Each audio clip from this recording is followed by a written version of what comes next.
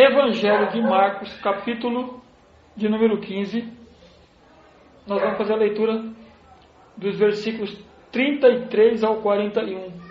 E o nosso texto diz assim: Chegada a hora sexta, houve trevas sobre toda a terra até a hora nona. A hora nona, clamou Jesus em alta voz: Eloi, Eloi, lama sabactani, que quer dizer: Deus meu, por que me desamparaste? Alguns dos que estavam ali, ouvindo isso, diziam: Vede, chama por Elias. E um deles correu a embeber uma esponja em vinagre e, pondo-a na ponta de um caniço, deu-lhe de beber, dizendo: Deixai, vejamos se Elias vem tirá-lo. Mas Jesus, dando um grande brado, expirou. E o véu do santuário rasgou-se em duas partes, de alto a baixo. O centurião que estava em frente dele, vendo que assim expirava, disse: Verdadeiramente este homem era filho de Deus.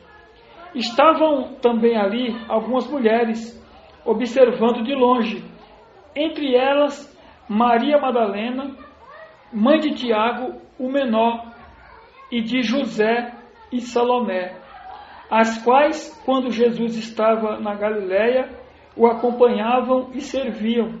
E além dessas mulheres, outras que haviam subido com ele para Jerusalém. Vamos orar. Deus bendito e amado Pai, nós rogamos o Teu favor mais uma vez nessa tarde, Senhor, e pedimos que o Senhor esteja em nosso meio, nos ajudando, assim como o Senhor sempre tem feito nos dias de nossas vidas, nos preservando em meio a tão dias maus, Senhor. Estamos aqui para glorificar o Teu nome, para Te exaltar e clamar a Sua graça e a Sua misericórdia sobre as nossas vidas, porque Te devemos todas as coisas e sem Ti nada seríamos, Senhor. Nós pedimos que o Senhor ajude-nos na compreensão da Sua palavra, Senhor, abrindo a nossa mente, Senhor, dando-nos a compreensão clara, para que possamos, nos nossos dias, funcionar como máquina dirigida por Ti. Ajuda-nos, Pai. Essa é a nossa oração, no nome do Seu Filho amado Jesus Cristo. Amém. Quando chegamos nesse ponto do capítulo 15 do livro de Marcos, chegamos no ponto da crucificação de Jesus. Aqui é um momento crucial, que é um momento que ficou marcado na história e ele jamais será esquecido. Quem nunca ouviu falar do verdadeiro amor de Deus, então não tem ciência desses acontecimentos, desses fatos. Porque Deus, nesse momento aqui, quando Ele abandona Jesus, quando Ele desampara Jesus, Ele está abandonando um filho para salvar os demais.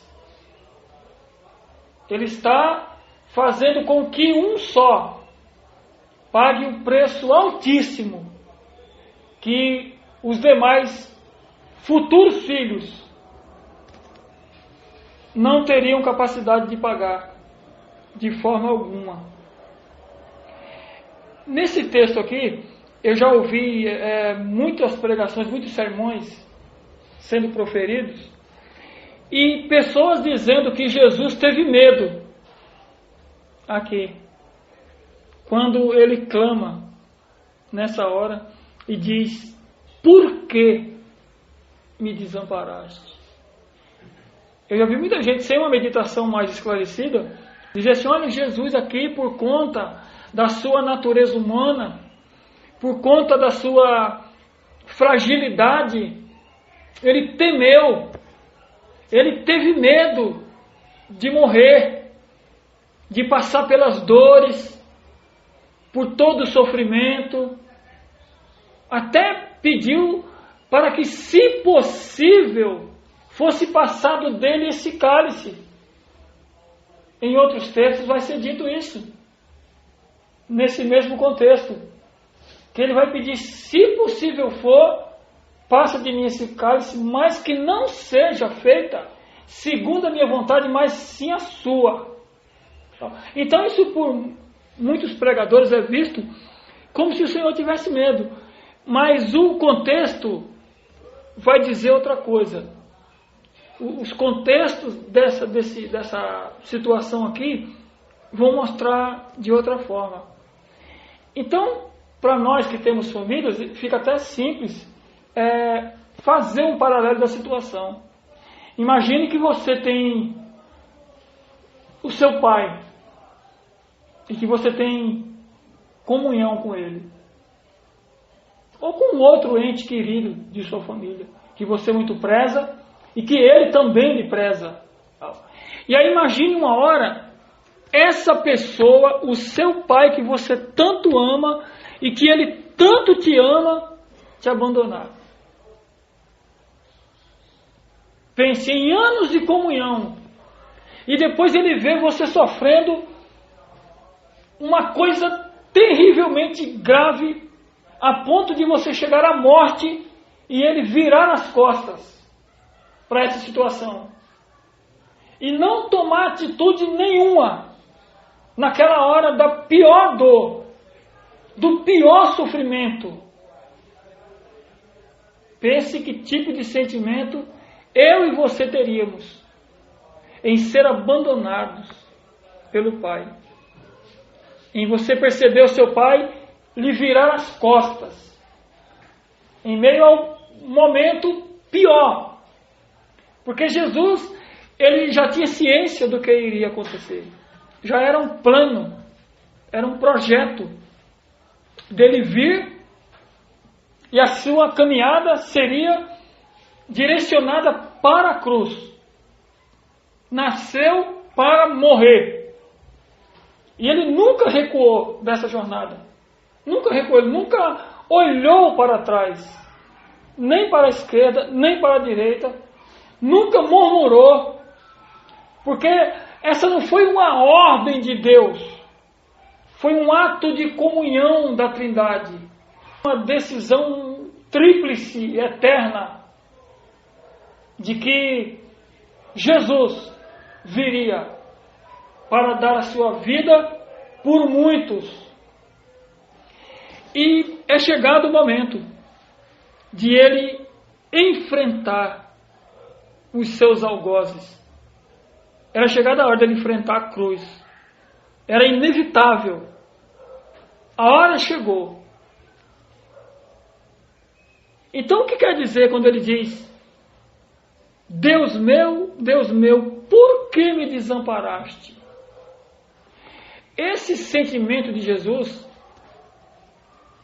próprio de ser humano, aqui ele, como uma pessoa integral, física, que possuía vontade, intelecto, sentimento, ele vai sentir aquela dor do abandono. Então o que ele sente aqui não é medo. Ele vai lembrar-se da comunhão que tinha outrora com o Pai e agora perdeu. Pense na eternidade. Em todo o tempo, Jesus na presença do Pai, de Deus, com toda a glória, e agora apartado completamente dela. Não era uma situação fácil. Dê uma olhada comigo em João, capítulo 17, e versículos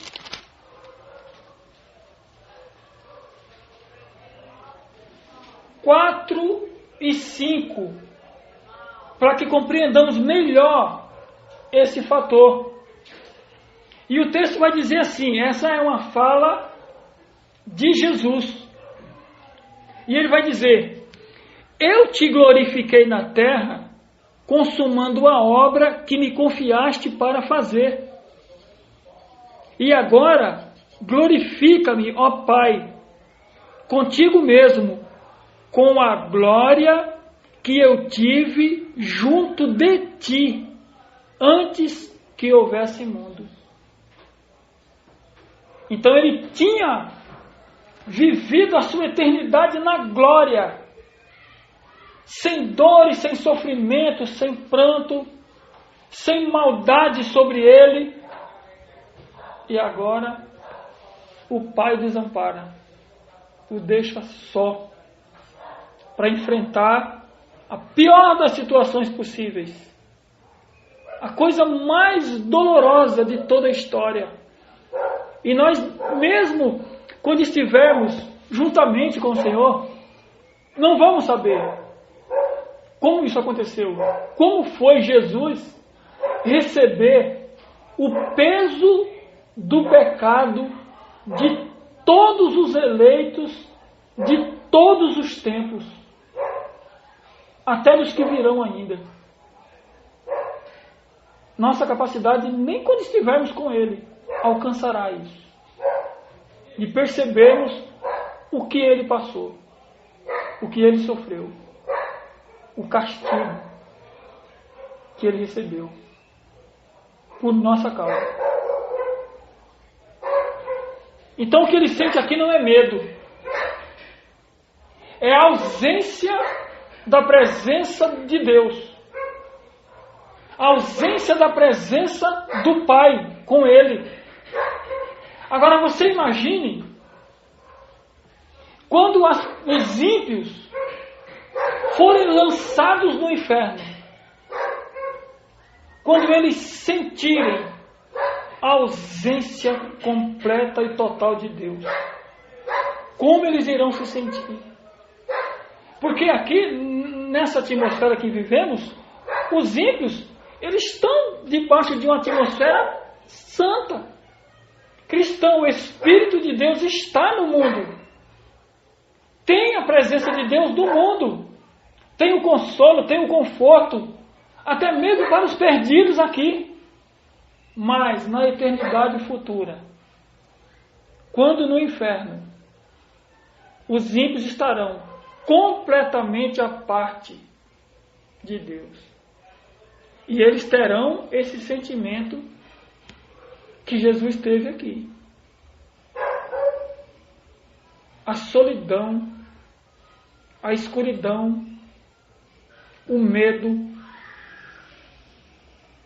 o temor total e completo. Será horrível isso. As provas serão duríssimas.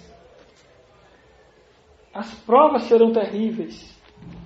Jesus, quando ele foi provado na sua vida de humanidade, ele, como um paralelo de Adão, as suas provas foram diferenciadas, muito diferenciadas. Por quê? Adão, quando foi provado, foi num jardim cheio de recursos. Jesus foi provado no deserto. Olha que diferença. Terrível isso.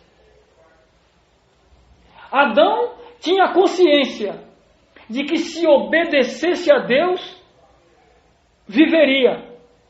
Jesus tinha consciência de que se obedecesse a Deus, morreria.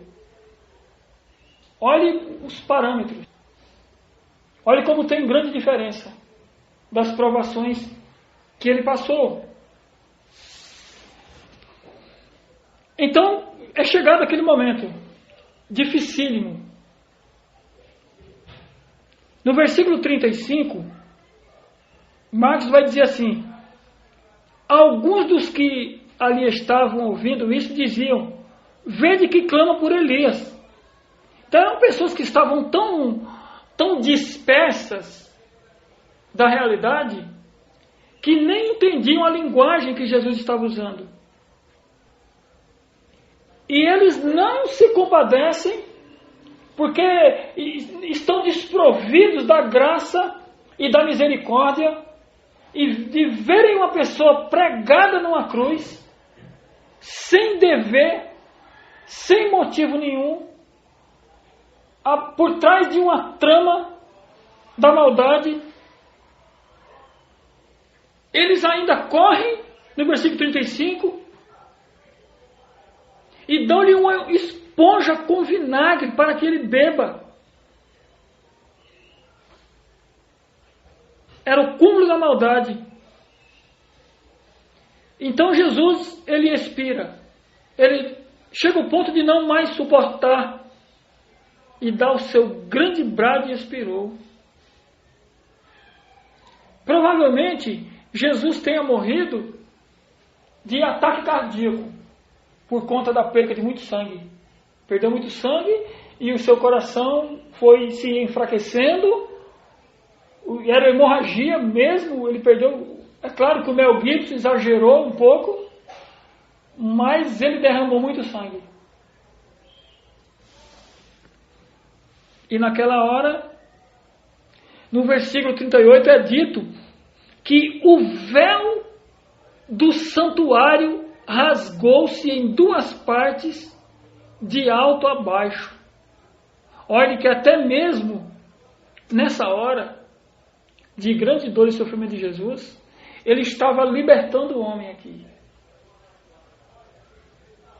Ele estava libertando o homem. Porque os homens, na antiga aliança, eles estavam presos, privados de um relacionamento direto, íntimo com o Pai, a ponto de necessitarem de que um sacerdote fizesse aquela intermediação por eles. Então havia um lugar santo no templo e um lugar santíssimo. Mas no lugar santíssimo, os homens normais não poderiam chegar. Era somente o sacerdote que poderia chegar, se aproximar. Que ele ia no lugar dos judeus sacrificar. Mas aqui o texto nos diz que o véu do santuário rasgou-se em duas partes, de alto a baixo. Não foi de baixo a alto, não foi por parte do homem que foi aberto esse caminho, mas por Deus. Esse véu também representa Jesus, quando sua carne foi rasgada na cruz. Observe o que diz aí Êxodo, capítulo 15,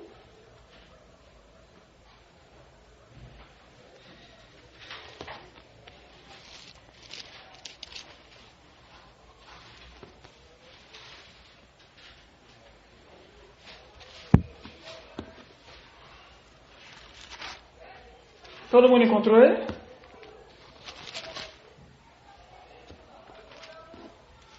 Êxodo capítulo de número 15, os versículos... Não, melhor, Êxodo 26. 26.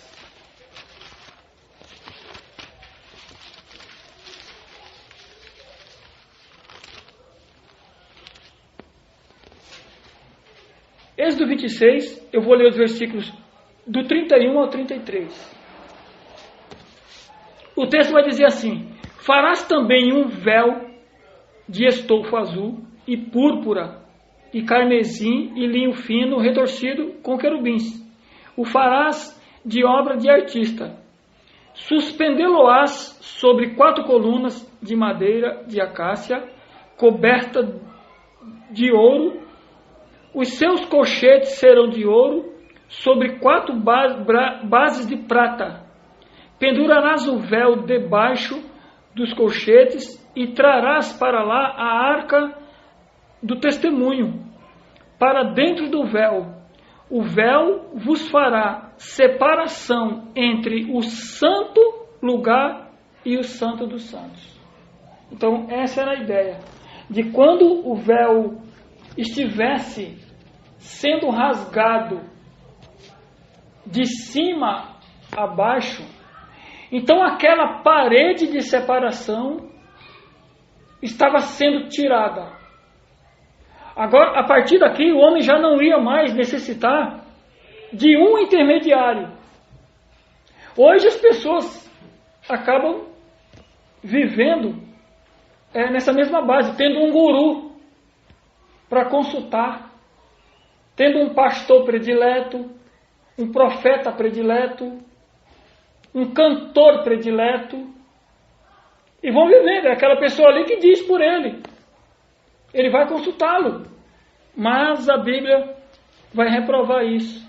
Porque agora você não mais necessita de alguém que vá no seu lugar. Agora, na morte de Jesus, ele te aproxima de Deus. Ele se transforma na ponte. E ele fecha aquela lacuna que havia, aquele espaço que não deixava com que você se aproximasse. Aí o autor aos Hebreus, me acompanhe, também vai falar disso. Hebreus 2.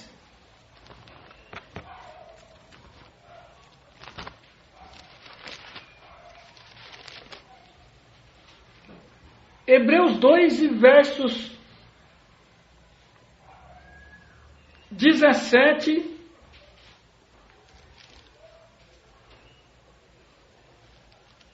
e 18. O texto vai dizer: por isso mesmo convinha que em todas as coisas se tornasse semelhante aos irmãos, para ser misericordioso e fiel sumo sacerdote. Agora é só por ele, somente por ele, nas coisas referentes a Deus, para fazer a propiciação pelos pecados do povo. Pois naquilo que ele mesmo sofreu, tendo sido tentado, é poderoso para socorrer os que são tentados. Então ele é a quem devemos clamar, é a ele a quem devemos recorrer. Também no 4 de Hebreus,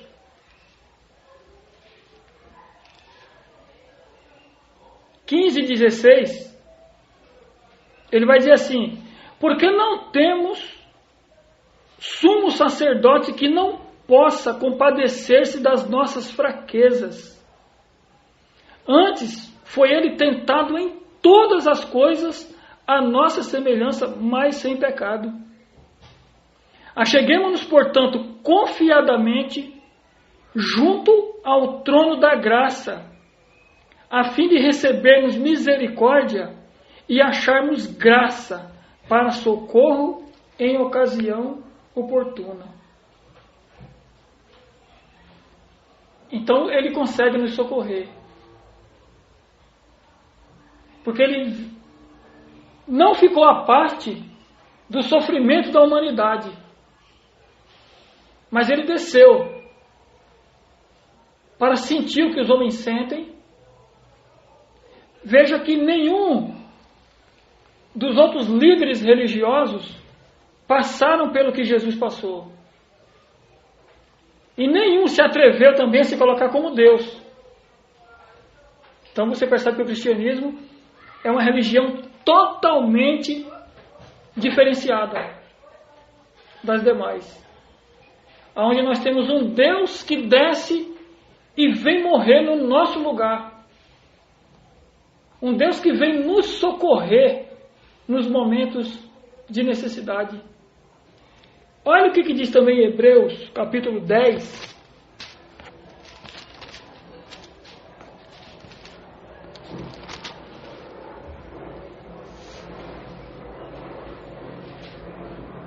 Do 19 ao 22. O texto vai dizer assim: tendo, pois, irmãos, intrepidez para entrar no Santos dos Santos. Olha que interessante. Pelo sangue de Jesus, agora você tem liberdade para entrar. Pelo novo e vivo caminho que Ele nos consagrou pelo véu, isto é, pela sua carne. E tendo grande sacerdote sobre a casa de Deus, aproximemo-nos com sincero coração, em plena certeza de fé, tendo o coração purificado de má consciência e lavado o corpo com água pura. Ele nos abriu um novo e vivo caminho. Agora não necessitamos mais de intermediário, nem de pessoas que intercedam no nosso lugar, porque Ele está intercedendo agora, nesse momento, por nós. Ele está orando para que nós permaneçamos. Tal. Quando nós falamos da perseverança dos santos, não é porque nós, por nosso esforço, por nossa capacidade, por nossa condição de vencer, mas Ele intercede por nós agora. E com base nisso é que nós prevalecemos, é que nós passamos essa situação. Então tem grande significado a morte de Jesus na cruz do Calvário. Claro que para os judeus era uma coisa totalmente inaceitável. Eles não aceitariam de forma nenhuma Jesus se colocar como Deus e, não demorando muito tempo, ele ser pendurado numa cruz e morrer. Era inaceitável.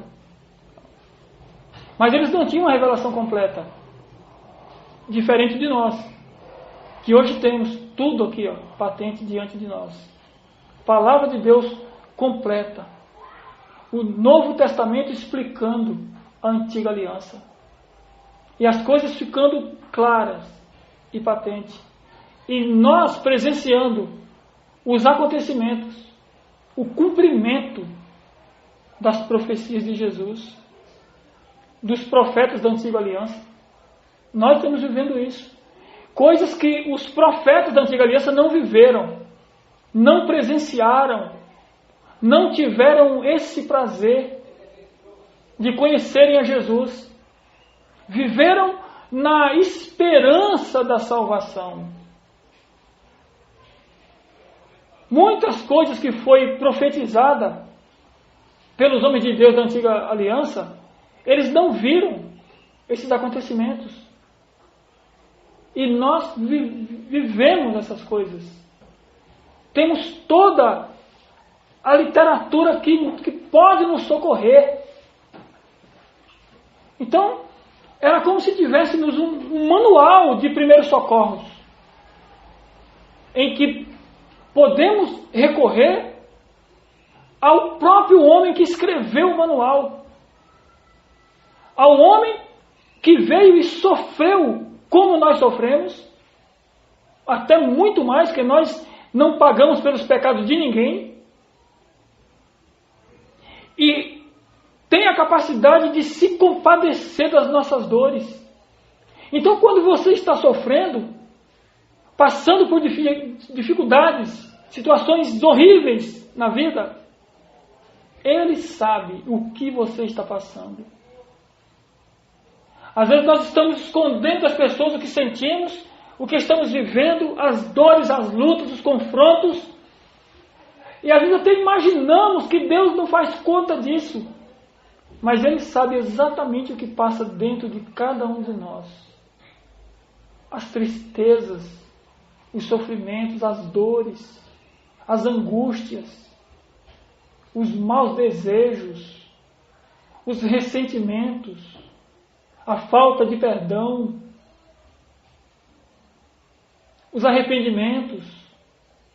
Ele sabe de cada situação, porque Ele desceu aqui e viveu cada situação. Quando você foi maltratado, lembre-se que Jesus foi mais do que você. Quando você sofre, console-se sabendo que coisas piores o Senhor Jesus viveu. Situações completamente em âmbito maior. Ele viveu por nossa causa. E não reclamou, não murmurou, não titubeou, não se arrependeu, não teve medo de enfrentar e sentiu a solidão, sentiu a punição, o peso da mão do Pai sobre ele, sentiu as dores que eram para nós sentirmos. Toda aquela condenação deveria recair sobre a humanidade pecadora que se rebelou contra Deus. Mas Ele assume no nosso lugar, no lugar dos zombadores. Nós não somos melhores do que os judeus daquela época, do que os líderes religiosos daqueles dias que crucificaram Jesus, que tramaram contra Ele. Não. Não somos melhores que Ele. Mas Ele nos escolheu. E no mínimo, nós devemos reconhecer o seu senhorio. Porque com o seu sangue derramado sobre a cruz, Ele nos comprou. Então hoje nós não temos aquela liberdade que tanto almejamos ter. Porque nós temos um dono, nós temos um Senhor. Ele nos conquistou lá na cruz, nos comprou. Era como se Ele tivesse ido no mercado, escravo, e lá Ele tivesse pago e dito: eu quero aquela quantidade de escravos. E eu vou pagar com a minha vida. Vou pagar com o meu sangue. E tivesse nos resgatado da maldição da lei e do pecado. Nós devemos pensar nisso quando nós pecamos, quando nós erramos. Devemos meditar nisso, em dizer: será que eu tenho o direito de pecar contra o meu Senhor? De dizer contra, como José disse. José, quando foi tentado a pecar pela mulher de Potifar, ele disse: jamais eu faria isso contra o meu Senhor. Olha o que ele tinha em mente. E sempre que nós pecamos, a primeira coisa que nós pecamos é contra Deus. Você vê Davi reconhecer isso quando é interpelado. Quando ele está orando, ele vai dizer assim: somente contra ti pequei. O filho pródigo vai dizer: pequei contra ti, contra os céus. Então, quando nós pecamos, primeiro do que atingir aquela pessoa que você prejudicou, você pecou contra Deus. Porque pecar é errar o alvo. Sempre que nós atiramos fora da mira, vamos errar o alvo.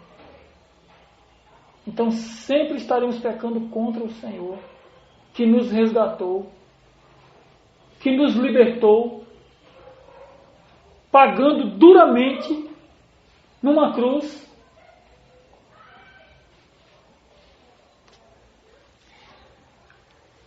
O apóstolo Paulo, quando vai falar da condição de humanidade de Jesus, e ele vai escrever aos Filipenses, no capítulo 2,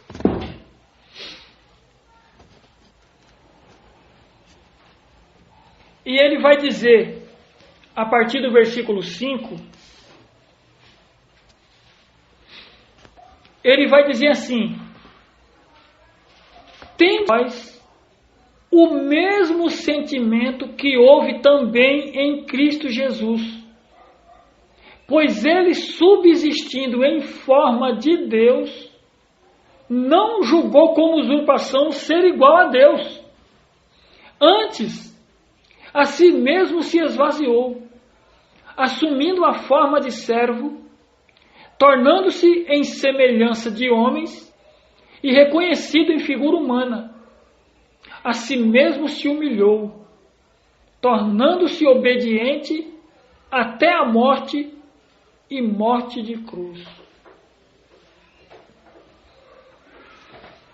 Olhe que o apóstolo Paulo vai dizer que nós precisamos ter o mesmo sentimento que houve nele.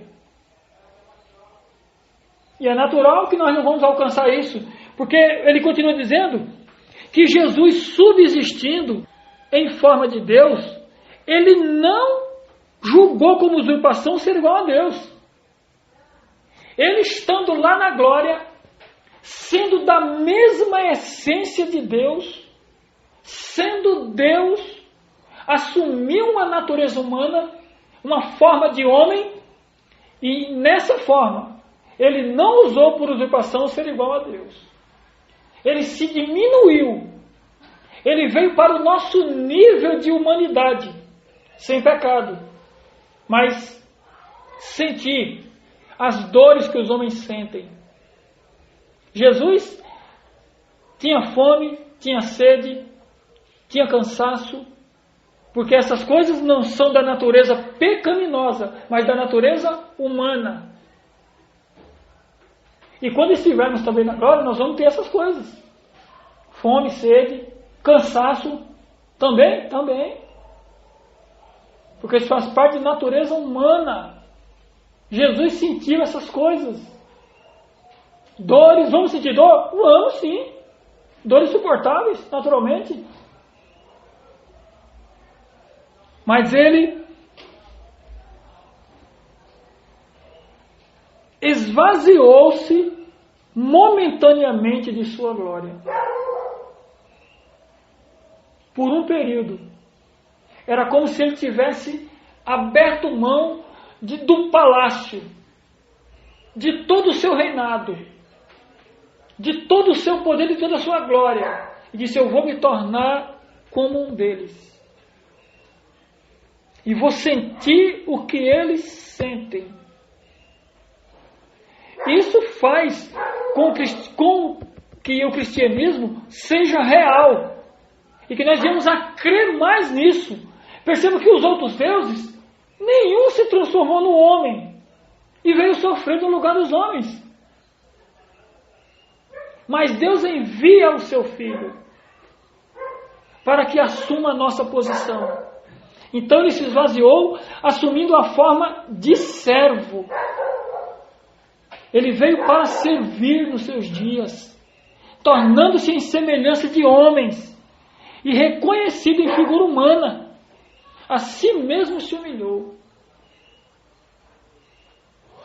Se colocou como inferior. Tornando-se obediente até a morte e morte de cruz. A pior das mortes possíveis. Morte de cruz era a penalidade de morte daquela época. Era como se fosse a cadeira elétrica hoje, ou aquelas injeções letais. Era como se ele fosse o pior dos criminosos e recebesse a pior das punições. E a humanidade, quase que por completo, não se dá conta disso, não se apercebe disso, e não vê que só nesse homem aqui há esperança, só nele pode haver salvação. O homem que se mostrou fraco é o mais forte de todos. O homem que veio como servo é o nosso grande Senhor e Salvador. Mas os homens não conseguem ver. E da mesma forma que, como zombaram dele na cruz, muita gente hoje zomba da mesma forma. Quando estão negando, quando o estão substituindo por outras coisas, quando colocam prioridades na frente do senhorio de Cristo. Mas ele abriu um novo e vivo caminho, abriu um acesso.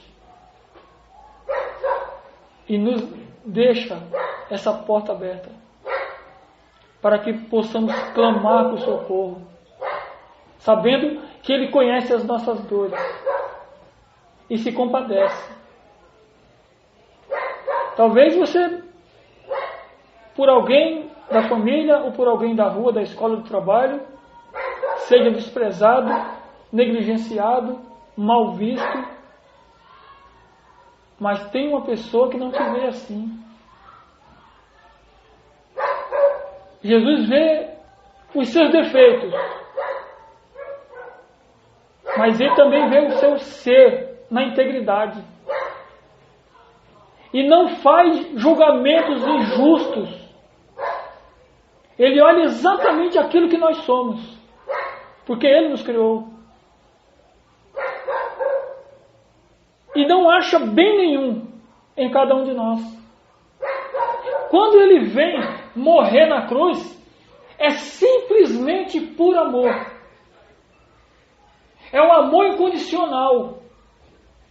É aquele amor que não precisou acontecer nada.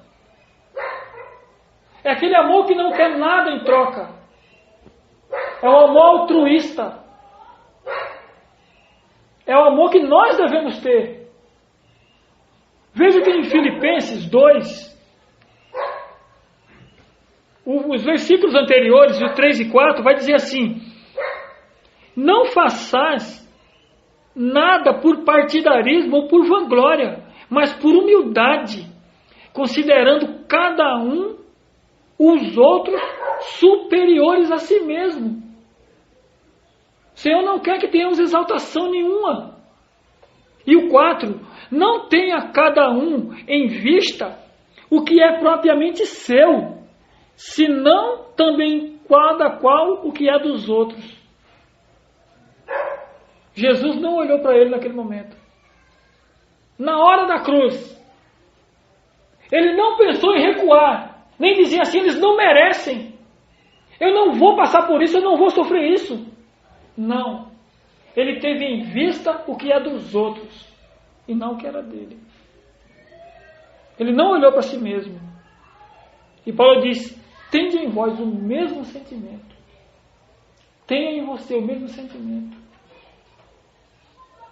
Olhe para a cruz e aprenda com o Mestre Jesus a não reivindicar os seus direitos, porque nós somos mestres disso, em reivindicarmos que eu tenho direito disso, tenho direito daquilo, eu tenho razão aqui, eu tenho razão ali. E a razão, em muitas ocasiões, ela é a primeira filha do diabo. E a principal. Porque tem muita gente que, porque tinha razão, não fala com a mãe há 10 anos. Não, eu tinha razão, então ela que se quiser que fale. E quebra os relacionamentos porque tinha razão. Tinha razão. E Jesus tinha razão também. Mas morreu na cruz do Calvário, no lugar de quem não tinha razão nenhuma. No lugar de quem nada podia. No lugar de quem estava morto e sepultado e cheirando mal. Ele vem e assume o lugar. E coloca o seu sentimento de não usurpar ser igual a Deus. Assume a natureza humana para sofrer e para morrer. E nós devemos reconhecer isso. Que só Ele, nem meu pai, nem a minha mãe e nem de vocês fariam isso. Talvez fizesse por você, por mim, mas não faria por quem está ao nosso redor. Mas Ele fez. Ele se doou. Ele se entregou a si mesmo. E não foi para uma morte comum. Para a pior morte possível da história. A maldade humana total e completa estava sobre Jesus Cristo. E ele, como ovelha muda, seguiu para o matadouro. E sem pestanejar, morreu em nosso lugar. Se entregou por nós. Como valorizamos isso? Será que estamos reconhecendo esse grande feito? Quanto tempo temos tirado para homenagear esse homem? Quanto de nossa vida temos dado? E é claro que não vamos pagar de forma nenhuma, nunca. Mas o que temos tentado, ao menos reconhecer esses fatos? O que é que temos feito? Tem uma ocasião em que Jesus fala de uma parábola e ele diz que as pessoas que não têm o que comer, o que beber, o que vestir e que estão presas precisam ser visitadas. E quando nós fazemos isso a um dos pequeninos, nós estamos fazendo a ele. Quando nós estamos agindo para com o nosso próximo, com piedade, com misericórdia, com amor, com a verdade principalmente, nós estamos fazendo isso para ele. Mas às vezes nós nos calamos para sermos politicamente corretos, para não causarmos uma intriga aqui, outra ali, para não desagradar um irmão e outro, para não passarmos por constrangimento, para vivermos rodeados dos falsos irmãos, nós preferimos nos calar. Quando deveríamos falar. E muitas vezes deixamos de agir, de estender a mão para o próximo que está ali do seu lado. Porque diretamente a ele, você não tem como pagar. E o reconhecimento é quando você faz as mesmas obras, porque já foram feitas em seu favor. Quando alguém se compadeceu por você a ponto de dar a vida, e dá, consequentemente, todas as demais coisas, nosso reconhecimento é também abrirmos a mão e o coração e fazermos essa obra. E não pegarmos esse contexto de somente frequentarmos um culto aqui, outro ali,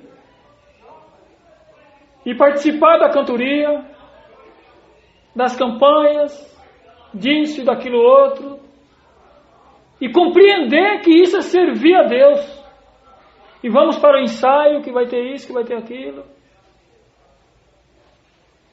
Vai ter o simpósio X, o simpósio Y. Mas isso não é fazer obra. Isso não é reconhecê-lo como Senhor e Salvador. Mas devemos ter esse mesmo sentimento que teve nele. O de abnegação. Sentimento de não observar as necessidades de si mesmo a ponto de abrir mão da própria vida. Não é para todos. Não é para qualquer um. Mas devemos nos esforçar, lutar para isso. E olhar mais para a cruz do Calvário. E vermos que Jesus não precisava de nada daquilo. vimos que Deus não precisava abrir mão do Filho dele. Deus não precisava dar Jesus por nós. Mas pelo seu grande amor, Ele sacrifica o seu Filho. Ele vira as costas naquela hora para não presenciar. Porque Deus ele não pode, por conta de sua santidade, presenciar o pecado. Então ele vira-se de costa naquele momento, onde Jesus recebe toda aquela carga. Pense no sentimento de Jesus aí. Ou do próprio Deus Pai. É claro, ele não tem sentimentos como os nossos. Porque senão teria voltado atrás. Mas pense no que é um pai entregar o seu único filho. Ele não poupou Jesus. Não. Um tipo disso é quando Deus pede Isaque em holocausto. E Abraão o leva. E está tudo preparado. As madeiras, o fogo, a lenha, o cutelo. O menino em cima para ser sacrificado.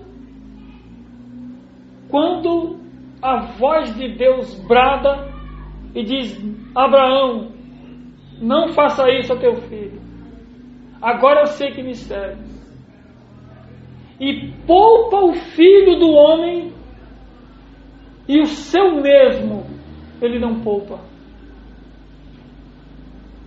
Ele poupa Isaque, mas a Jesus Cristo ele vai até as últimas consequências.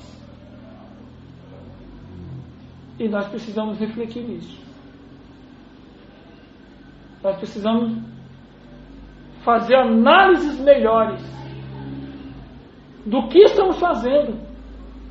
Se estamos reconhecendo a obra salvífica, se teve um grande preço, alguém pagou um grande preço. Perceba que sempre que acontece uma dívida, um débito, alguém arca com as consequências. Se alguém lhe deve alguma coisa, você pode combinar com a pessoa. Se alguém te prejudicou, você combina: fulano, eu vou ter que procurar justiça e você vai arcar com as consequências. Ou você pode pegar uma segunda opção: fulano, vamos dividir os prejuízos, eu pago a metade e você paga a metade. Ou você pode dizer assim: eu perdoo a dívida, eu arco com toda ela, eu fico com tudo isso, eu pago no lugar. Foi o que Deus fez. Deus ele não transferiu a dívida para os homens. Ele não dividiu a dívida, mas a assumiu completa e total. Sozinho. Mas alguém teve que pagar. No episódio de Abraão, Abraão viu do lado um carneiro que apareceu, tipificando Jesus. A providência dele em prol dos homens. Mas alguém pagou no lugar.